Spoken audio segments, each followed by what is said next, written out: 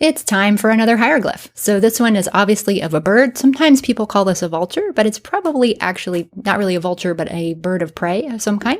So let's get into what it is. Welcome everyone, and if you're new here, please hit subscribe and that bell so you won't miss future videos like this one. Okay, so what does this bird actually represent in hieroglyphs? It represents a letter sound that we in modern times call aleph, and this is named for basically equivalent sounds that are in languages like Arabic and Hebrew.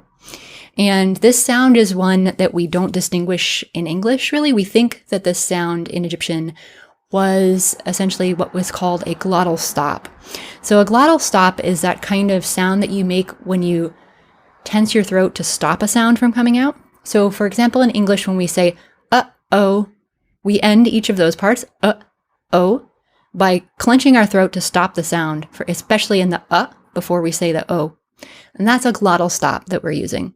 Now, as I've mentioned in other videos, though, in modern times, Egyptologists simplify the pronunciation of hieroglyphs, at least Western Egyptologists, let me put it that way, those of us who natively speak languages that don't have some of these sounds. So Egyptologists tend to pronounce this more of like an ah sound, like an A. And so you'll see it, for example, like when I talked about the word or the hieroglyph that writes a few days ago, that has an aleph sound in it. And in English, we just say we don't distinguish the difference between what's called an ayn and what's called an aleph in this case. So aleph can be used to spell many, many different things. So like R that I've talked about before, since it's a single consonant sign, you can use this in many, many different words. So for example, you can write the word for birds, which or bird, one bird that is aped. If you want many birds, that would be apedu.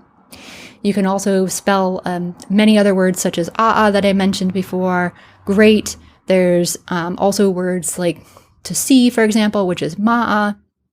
Those all have alephs in them as well. Done with my modern pronunciation, of course, my modern English pronunciation. So that is or aleph for you. I'll be back with another hieroglyph tomorrow.